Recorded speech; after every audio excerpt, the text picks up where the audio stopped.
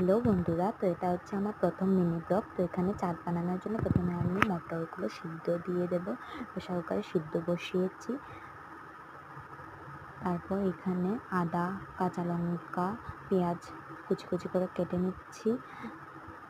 তারপর দেখছি যে প্রেসার কুকার সিদ্ধ হলো কি না।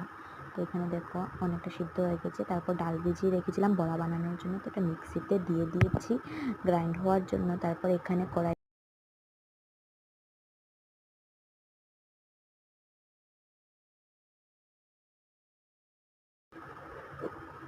তারপর এখানে পেঁয়াজ, কাঁচা লঙ্কা যেগুলো কুচি করে রেখেছিলাম তারপর এগুলো দিয়ে দিয়েছি।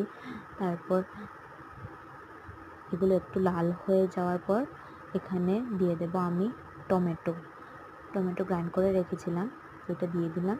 তারপর এখানে সব মশলা নিয়ে নিচ্ছি। মশলাগুলো নিয়ে নেওয়ার পর এখানে একটু নাড়িয়ে চাড়িয়ে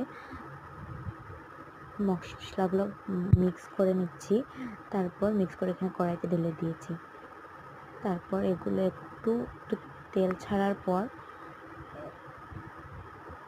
এখানে দিয়ে দিয়েছি ঘুগনি। এই যে মটরগুলো সিদ্ধ করে রেখেছিলাম এটা দিয়ে দিয়েছি।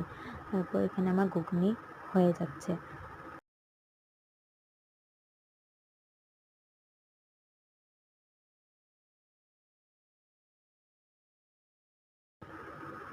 বড়া বানানো হচ্ছে, তারপর এখানে প্লেটে বাড়ছি। তো এটাই হচ্ছে আমার প্রথম মিনি ব্লগ। দেখা হবে কোনো নেক্সট